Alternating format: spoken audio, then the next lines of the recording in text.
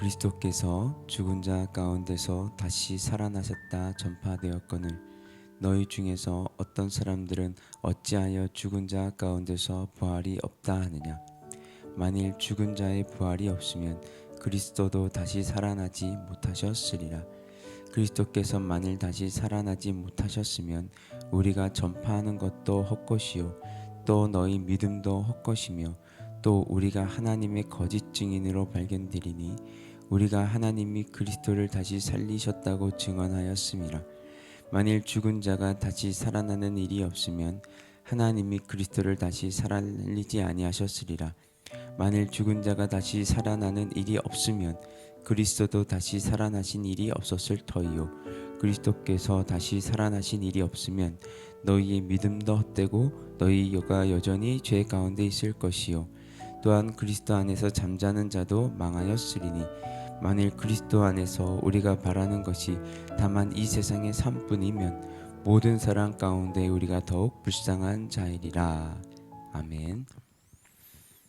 사도 바울이 고린도 교회 편지를 쓸 당시 고린도 교회 안에는 예수의 그 부활에 대한 이런저런 많은 이야기들이 있었던 것 같습니다. 이들은 여러 가지 추측과 나름대로 부활에 대한 주장을 펼치면서 성도와 교회를 혼란스럽게 했습니다. 그래서 바울은 그리스도의 부활에 대한 그것을 의심하는 고린도 교회 교인들에게 단호히 말합니다. 예수 그리스도는 분명히 부활하셨다. 그의 부활을 목격한 증인들만 해도 500명이 넘으며 지금도 그 목격자 중에 절반 이상의 사람들이 살아있다. 그래서 언제든지 예수님의 부활에 대해 직접 증언할 수 있다라고 하므로 그리스도의 그 부활에 대한 모든 잡다한 이견들을 일축하고 그리스도의 부활은 역사적인 사실임을 밝히고 있습니다.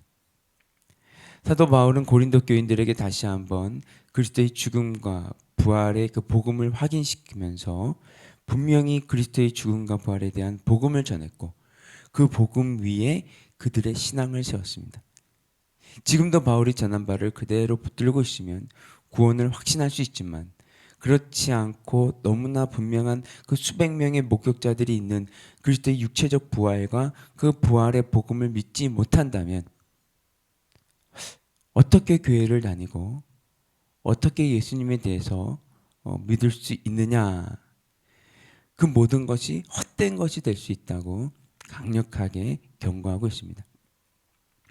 그래서 만일 그리스도의 육체의 부활이 사실이 아니고 그저 의미와 상징이라면 우리의 부활도 헛되고 우리의 믿음도 헛되고 그 믿음을 가지고 영원한 나라를 소망하며 이 세상 가운데 절제하며 말씀대로 살아왔던 그리스도인들이야말로 가장 불쌍한 자들일 것이고 그렇게 말함으로써 결코 그럴 수 없다는 것을 밝히고 있는 것입니다.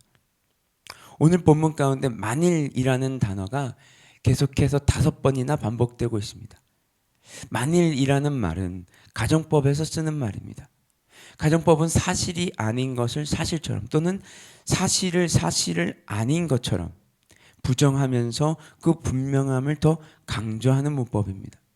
13절에 만일 죽은 자의 부활이 없다면 14절에 만일 그리스도가 다시 살지 못하였으면 15절에 만일 죽은 자가 다시 사는 것이 없으면 16절에도 만일 죽은 자가 다시 사는 것이 없으면 전부 만일로 시작되어서 그리스도의 부활이 그만큼 절대적인 사실임을 강조하고 있습니다. 그리스도의 부활이 사실이 아니라면 모든 기독교의 신앙이 한순간에 무너질 수밖에 없다는 것입니다. 그러면서 19절에 만일 그리스도 안에서 우리가 바라는 것이 다만 이 세상의 삶뿐이면 모든 사람 가운데 우리가 더욱 불쌍한 자이리라고 말합니다. 무슨 말입니까? 부활이 사실이 아니라면 그 부활을 근거로 내생을 소망하는 그리스도인들이야말로 가장 불쌍한 자가 아니겠느냐라고 말하고 있는 것이죠. 왜 가정법을 사용합니까? 절대로 이 세상의 삶이 전부가 아니라는 것입니다.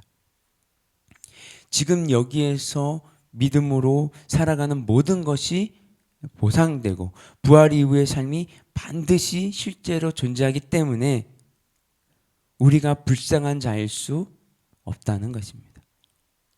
물론 우리에게는 이 세상의 삶이 중요합니다. 여기서 최선을 다하면서 잘 살아가야 합니다. 성실하고 거룩하고 아름답게 살아야 합니다. 그러나 부활을 사실로 믿고 그 부활이 약속하는 내생을 사실로 믿는다면 이 세상의 삶을 살 때 그것이 전부가 되도록 살지 않게 된다는 것입니다. 우리는 지금의 삶이 전부가 아니라 영원한 삶이 있다는 것을 사실로 믿습니다. 믿는다면 어떻게 살아야 하겠습니까? 이 땅에서 잘 먹고 잘 사는 것이 최고의 가치가 되고 최고의 목표가 되도록 살지 않게 됩니다. 심지어 신앙까지 동원해서 현재의 복을 최고의 가치로 만드는 삶을 살지 말아야 합니다. 지금이 전부라고 말하는 악한 동무들의 말에 속지 말아야 합니다. 오히려 깨어서 의를 행하고 죄를 짓지 않도록 하는 것이죠. 부활의 소망을 가지고 산다는 것은 미래에 대한 기대, 즉 단지 다시 살 것을 믿는 것이 아니라 마치 예수님께서 고난받으시고 죽으시고 부활하신 것처럼 우리도 날마다 자기 십자가를 지고 자기를 죽이는 삶을 통해서 그리스도의 부활에 본받는 삶을 사는 것입니다. 불에 대한 소망이 없었다면 바울은 내 길 죽을 터이니 먹고 마시자며 세속적이고 향락적인 인생을 살았을 것이라고 말합니다. 즉 바울을 바울되게 한 부활의 소망이 있었다는 것입니다. 바울이 풍요롭고 명예로운 삶을 포기하고 그 소망의 삶을 살 수 있었던 것도, 많은 성도들의 만류에도 불구하고 예루살렘으로 향한 것도, 참수형을 당할 때까지 복음 전파를 멈추지 않았던 것도 부활의 소망 때문이었습니다. 우리가 이 영광스러운 부활에 대한 확신과 소망을 분명히 할 때 우리가 담대한 가운데 인내하며 주의 일에 주님께서 말씀하신 그 삶에, 그 올바른 삶에 힘쓰는 자가 될 수 있다는 것입니다. 그렇게 살아갈 수 있도록 하나님께서 우리를 붙잡아 주시고 인도하여 주실 것입니다. 우리를 붙잡아 주시는 하나님의 손은 예수 그리스도뿐만 아니라 우리 모두에게 죽음을 이기는 부활을 주시는 전능한 손인 것입니다. 오늘도 우리가 참으로 부활에 대한 소망을 가지고 있음을 우리의 삶을 통하여 입증하는 하루가 되시기를 주님의 이름으로 축복합니다. 우리 함께 기도하겠습니다.